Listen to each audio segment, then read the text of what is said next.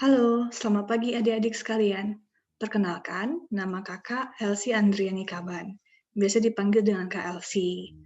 Pada kesempatan kali ini, kakak akan mengajarkan 3 hal penting nih yang bisa kita gunakan untuk mendapatkan kesimpulan dari sebuah penelitian. Pada penasaran kan apa aja itu? Yang pertama adalah matematika. Yang kedua, bahasa, dan yang ketiga, logika. Jadi, dengan mengetahui hubungan antara matematika, bahasa, dan logika, kita semakin mudah untuk mendapatkan kesimpulan dari sebuah penelitian. Cara kita berpikir bisa menjadi lebih mudah. Jadi, coba kita lihat ya beberapa materi yang sudah dipersiapkan tentang hal itu. Nah, ini dia. Hubungan matematika, bahasa, dan logika. Sebelum kita ke dalam hubungan matematika, bahasa, dan logika ini, kita perlu tahu dulu nih definisi masing-masingnya. Seperti matematika merupakan bahasa simbol menurut Rose Effendi. Dan kita juga tahu kan, matematika itu selalu berhubungan dengan angka, simbol, dan melibatkan perhitungan dan pengerjaan ataupun operasi penjumlahan, pengurangan, perkalian, pembagian, yang aturannya disusun sesuai dengan tata nalar. Contohnya seperti ini. A sama dengan B tambah C tambah D. B sama dengan E tambah F. C sama dengan G tambah H.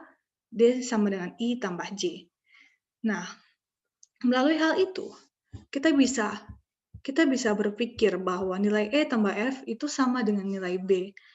Jadi, nilai C sama dengan G tambah H, gitu. Jadi, walaupun kita tidak memiliki nilai B itu berapa, C berapa, sama D berapa, jika kita tetap punya E tambah F dan itu sama dengan B, kita tinggal gantikan saja di sini. A itu sama dengan E tambah F, tambah G tambah H, tambah I tambah J. Gitu. Jadi melalui soal ini kita dapat pengertian. Dan kita bisa memutuskan, oke, A itu sama dengan E tambah F gantinya B. G tambah H gantinya C, D tambah I gantinya I tambah J. Gitu. Jadi itulah dia bagaimana matematika itu dipikirkan secara nalar kita, gitu. Bagaimana perhitungan ini kita selesaikan dengan menggunakan logika kita. Nah, sekarang kita ke definisi bahasa. Bahasa merupakan alat utama berkomunikasi. Nah, jadi misalkan dengan contoh ini nih, perbandingan X dan Y adalah 2:1. Jadi ini adalah matematikanya. Dan kalimat ini adalah bahasanya. Kita jadi tahu, kita bisa berpikir logis bahwa X dan Y adalah 2:1, jadi Y sama dengan 2X, gitu kan. Jadi kita jadi tahu nih, beginilah kalau bahasa. Yang ketiga, logika. Logika ini ilmu kecakapan menalar. Bagaimana kita bisa berpikir tentang nilai jumlah X dan Y sama dengan 2:1, gitu. Itu kita dapatkan ketika kita memiliki ilmu menalar, berpikir dengan tepat, seperti itu. Jadi, logika ini sangat penting karena kita perlu mencapai pemikiran yang tepat, dengan nalar yang tepat, gitu. Inilah menurut Puspo Projo bahwa logika itu merupakan ilmu dan kecakapan menalar, berpikir dengan tepat. Jadi, untuk mendapatkan logika itu, kita perlu memiliki 3 unsur pemikiran. Pengertian, seperti tadi, kita sudah ngerti kalau B sama dengan E tambah F, seperti itu. Jadi kita putuskan nih, nilai B digantikan dengan E tambah F. Setelah itu kita dapat kesimpulannya A sama dengan data-data yang tadi itu, seperti itu. Jadi ada prosesnya dalam kita menghasilkan sebuah logika, pemikiran yang logis, seperti itu.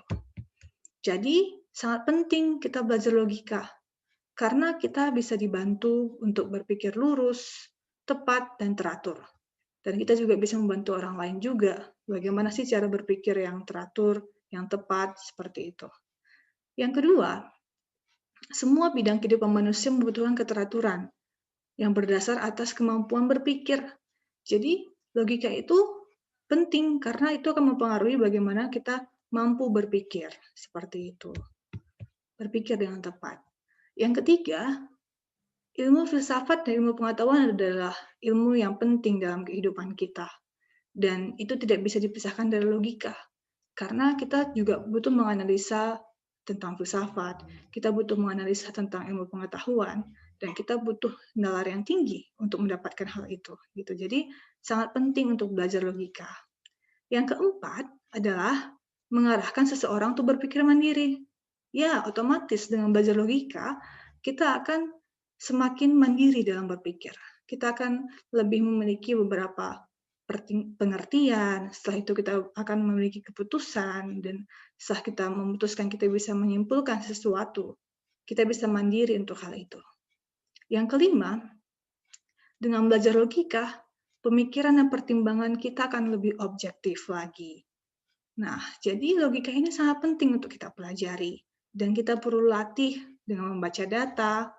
Contohnya seperti ini, buah kelapa yang jatuh di lahan A 2 kali lebih banyak daripada buah kelapa di lahan B, sehingga penjualan kelapa di lahan A menghasilkan keuntungan yang lebih besar dibandingkan dengan lahan B.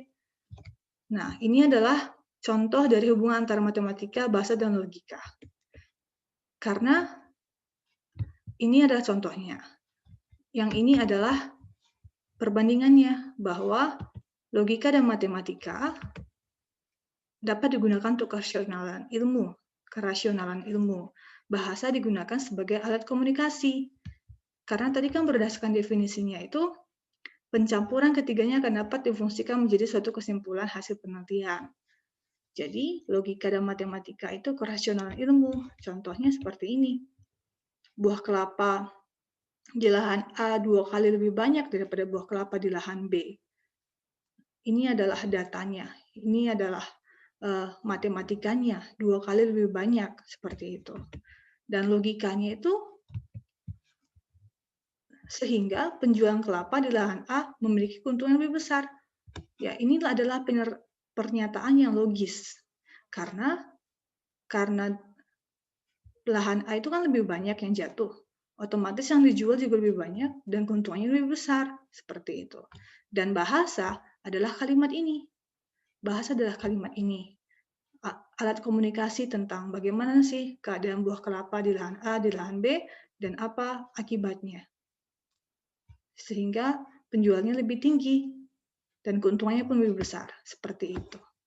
Jadi, berdasarkan definisinya kita akan mendapatkan pencampuran ketiganya menjadi suatu kesimpulan hasil penelitian.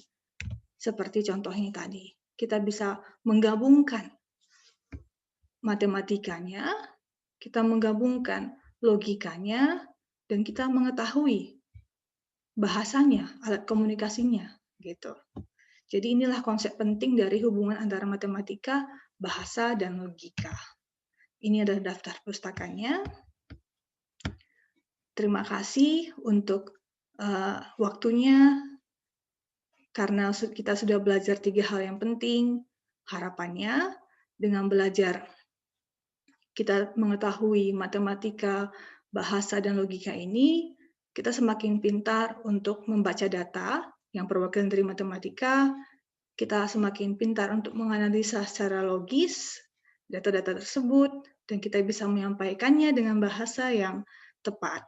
Sehingga 3 hal ini akan menjadi kombinasi yang bagus jika kita mendapatkan kesimpulan dari hasil penelitian maupun penganalisaan terhadap hasil penelitian itu.